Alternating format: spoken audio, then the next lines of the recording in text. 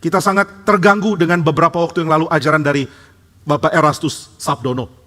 Ada orang mengatakan, jangan sebut dia pendeta. Saya bilang, oke, saya nggak sebut dia pendeta, tapi saya sebut dia Bapak, karena dia tetap lebih tua dari saya. Jadi Bapak Erastus Sabdono, tapi saya tidak akui dia pendeta. Hah? Engkau tidak akui dia pendeta? Dia kan pendeta, dia setia kepada Tuhan. Dia setia kepada Tuhan, tapi tidak setia kepada konsili. Tidak setia kepada ajaran kitab suci. Dia dengan sembarangan menafsir ulang kitab suci. Orang seperti ini tidak layak menyebut diri pendeta. Juru selamat itu Allah, Yahweh, bukan Yesus sebenarnya. Gembala yang baik itu Yahweh, bukan Yesus.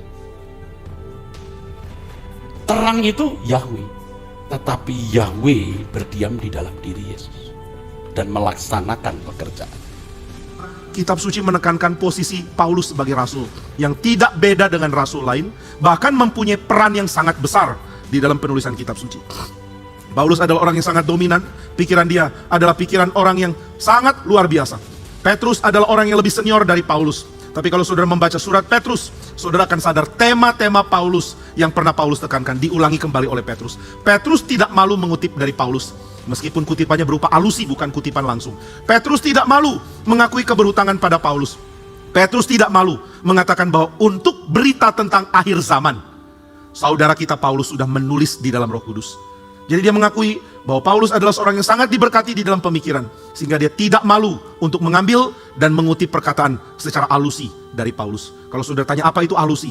Alusi itu berarti saudara mengutip tapi bukan kutipan kata-kata, tapi saudara mengambil arti lalu menggunakan kata-kata atau bahasa lain tapi mempunyai makna yang sama. Nah, ini terdapat banyak di dalam surat Petrus. Petrus banyak alusi dari kisah Injil dan juga cukup banyak dari tema dari teologi Paulus. Nah, jadi Paulus sangat penting, dia kunci. Dan Paulus mengatakan, Tuhan memberitahukan kepada saya tentang Injil. Aku menggumulkannya dan aku menemukan tema-tema yang kemudian aku ajarkan kepadamu. Aku memberitakan kepadamu apa yang kuterima sendiri dari Tuhan mengenai berita Injil. Saya tidak pernah belajar dari Petrus, kata Paulus. Saya tidak pernah datang kepada Yakobus yang dianggap soko guru jemaat. Bukan Yakobus, bukan Petrus, bukan Yohanes yang jadi guru saya. Saya mempelajarinya sendiri. Tapi setelah saya beritakan Injil, Petrus, Yakobus, dan Yohanes langsung berjabat tangan dengan saya, mengatakan yang kamu ajarkan selaras dengan yang kami ajarkan. Kenapa bisa selaras? Karena Tuhan yang mempercayakan berita Injil kepada Petrus untuk orang bersunat adalah juga Tuhan yang mempercayakan berita Injil kepada Paulus untuk orang tidak bersunat. Nah, inilah otoritasnya Rasul. Mereka memberitakan Injil dan Tuhan menyertainya dengan tanda-tanda, dengan mujizat dan dengan kuasa. Tetapi meskipun Paulus mempunyai sedemikian besar otoritas yang Tuhan percayakan, dia tetap mengakui pengakuan iman gereja. Dia tetap mengakui bahwa dia bagian dari gereja dan harus mengakui apa yang gereja percaya. Gereja percaya apa? Ini yang kita wariskan, ini yang kita terima, ini yang kita ambil dan dapatkan dari gereja dalam sejarah. Maka apa yang dirumuskan, diturunkan, dan setelah diturunkan kita mengamininya. Nah, inilah kenapa pengakuan iman itu begitu penting. Itulah kenapa rahasia kesalehan atau rahasia ibadah begitu penting. Saudara John Calvin mempunyai pikiran sangat tajam tentang hal ini. Dia mengatakan bahwa gereja Tuhan tidak pernah dipercayakan doktrin penting secara individu. Gereja Tuhan dipercayakan doktrin-doktrin penting secara komunal. Itu sebabnya bagi Calvin, mengakui pengakuan iman yang dirumuskan di dalam konsili-konsili ekumenikal awal, misalnya konsili Nikea, Konstantinopel, konsili Kalsedon, ini merupakan kewajiban gereja. Jadi Calvin tidak mengatakan, oh kami reform, kami kembali ke Alkitab, buang semua sejarah, buang semua tradisi, kita kembali ke Alkitab. Calvin mengatakan tidak, kami tidak seperti itu. Nah, di dalam zaman Calvin ada satu gerakan yang juga mendomplengi gerakan reformasi, yaitu gerakan Anabaptis. Nah, orang-orang Anabaptis adalah orang-orang yang tidak mengakui pemerintah, tidak mengakui gereja, dan tidak mengakui tradisi. Mereka mengatakan kami tidak perlu mengakui apa yang gereja akui, karena gereja itu cuma badan politik. Kami tidak mengakui pemerintahan politis, kami juga tidak mengakui gereja sebagai badan politis. Lalu bagaimana kamu bisa mengerti Alkitab? Ya, kita nggak perlu tunduk kepada sejarah, kita tidak perlu tunduk kepada tradisi, kita merumuskan sendiri tradisi kita. Nah, ini adalah kesalahan fatal. Maka baik Luther maupun Calvin menekankan reformasi bukan Anabaptis. Calvin berkali-kali menekankan ini, jangan anggap kami sama dengan Anabaptis. Maka salah satu cara untuk membuktikan bahwa reformasi bukan Anabaptis adalah kebertundukan kepada konsili-konsili penting. Nah, ini penting ya. Jadi apakah reformasi itu gerakan back to the Bible? Iya, di satu sisi. Di sisi lain, gerakan reformasi adalah gerakan yang percaya bahwa untuk back to the Bible, kita perlu tradisi. Kita perlu gereja yang sudah menggumulkan dan merumuskan doktrin-doktrin utama. Jadi doktrin utama tidak untuk pribadi, individu-individu menafsirkan sendiri. Kalau ada orang menyimpulkan kita diselamatkan karena iman, Kita diselamatkan karena anugerah. Ini bukan kesimpulan individual, ini kesimpulan gerejawi.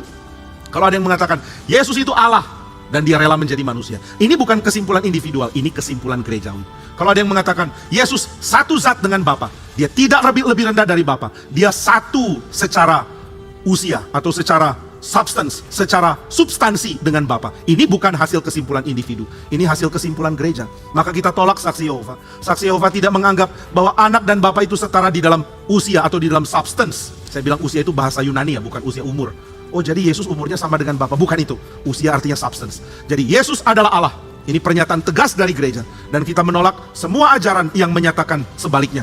Yesus satu substansi dengan Bapa, maka kita harus mengakui dia adalah Allah yang sejati. Tapi Yesus juga satu substansi di dalam kemanusiaan dengan kita, maka kita juga mengakui dia manusia sejati. Allah sejati, manusia sejati. Dua natur dalam satu pribadi. Ini kata siapa? Kata gereja, bukan kesimpulan individual. Nah, itu sebabnya setiap orang yang merasa ajaran gereja dalam hal ini salah, dia mesti buat konsili lagi. Kemudian ajak orang membicarakan. Dan akhirnya kalau kesimpulannya pengakuan iman salah, baru diubah. Tapi sebelum pengakuan itu diubah, individu tidak boleh mengubahnya sembarangan. Kemarin saya tunggu mobil untuk angkut saya ke bandara. Lalu sambil tunggu saya duduk-duduk di lobinya SPRI. Nah, di situ ada pengakuan iman Reform Injili, PIRI. Kalau saudara pernah tahu ini ya. Ya harusnya pernah lah, yang ikut katekisasi pasti pernah, karena kita sedang mengambil dari pengakuan iman Reform Injili. Di situ saya membaca kembali, poin-poinnya sudah sering saya baca, tapi kali itu saya kembali disegarkan, karena pengakuan iman itu adalah pengakuan yang memformulasikan apa yang ada di dalam konsili-konsili yang terdahulu. Bahkan ini adalah pengakuan iman yang di dalam pengakuan Tritunggalnya menggunakan kata yang sangat unik, yaitu kami percaya kepada satu Allah yang menyatakan dirinya atau yang dinyatakan di dalam tiga pribadi yang beda. Yang pertama adalah Bapa, yang kedua Putra, yang ketiga Roh Kudus. Saya kaget, ternyata pengakuan Reform Injili sudah pakai kata putra, bukan anak. Loh, kenapa? Apa bedanya anak dan putra? Dalam bahasa Indonesia, putra itu adalah untuk gender maskulin, sedangkan anak itu neuter. Anak bisa perempuan, bisa laki-laki. Maka saya pikir dari awal gereja ini sudah sangat teliti di dalam merumuskan dengan kata-kata yang tepat. Nah, ini biasanya bukan milik orang Protestan. Protestan biasanya mengatakan Bapa, Anak, dan Roh Kudus. Tapi pengakuan Reform Injili mengatakan Bapa, Putra, dan Roh Kudus. Nah, ini orang Katolik yang pertama menggunakan kata putra. Nah, maka saudara, tidak ada orang boleh merumuskan sendiri hal-hal ini. Kita sangat terganggu dengan beberapa waktu yang lalu ajaran dari Bapak Erastus Sabdono. Ada orang mengatakan, jangan sebut dia pendeta. Saya bilang, oke, saya nggak sebut dia pendeta, tapi saya sebut dia Bapak, karena dia tetap lebih tua dari saya. Jadi Bapak Erastus Sabdono, tapi saya tidak akui dia pendeta. Hah? Engkau tidak akui dia pendeta? Dia kan pendeta, dia setia kepada Tuhan. Dia setia kepada Tuhan, tapi tidak setia kepada konsili. Tidak setia kepada ajaran kitab suci. Dia dengan sembarangan menafsir ulang kitab suci. Orang seperti ini tidak layak menyebut diri pendeta. Lalu dia mengatakan, oh, yang juru selamat adalah Bapa. Yesus bukan juru selamat. Kalau Yesus nyambung dengan Bapa, baru dia jadi juru selamat. Lalu ketika orang protes marah-marah, dia mengatakan, jangan khawatir, nanti saya bikin sesi lagi untuk menjelaskan ini.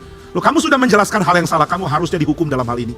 Nah, maka saudara sekalian, kalau orang memberitakan firman lain dengan apa yang diajarkan oleh kitab suci, dia sebenarnya dikenakan anatema.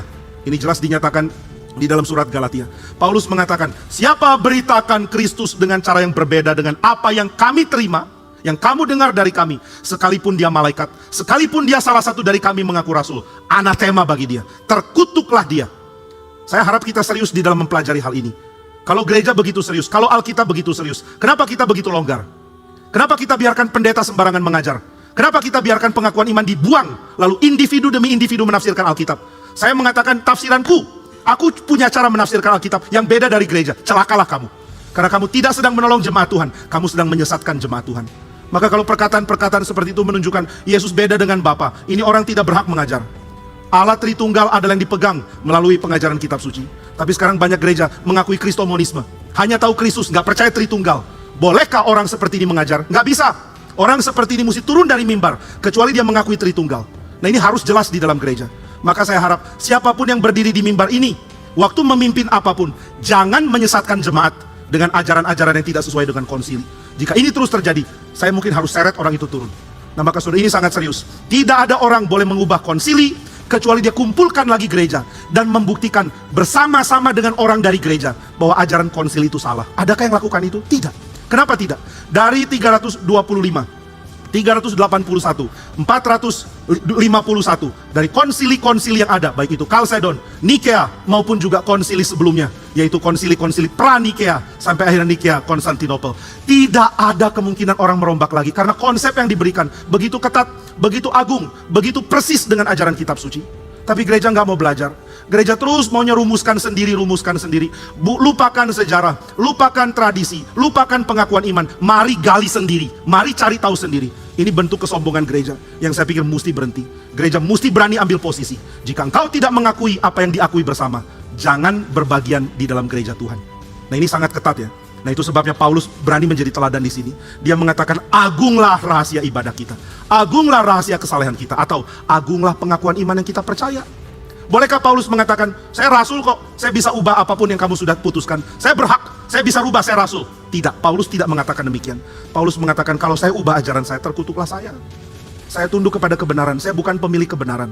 Nah, ini sifat rendah hati yang harusnya dimiliki oleh gereja.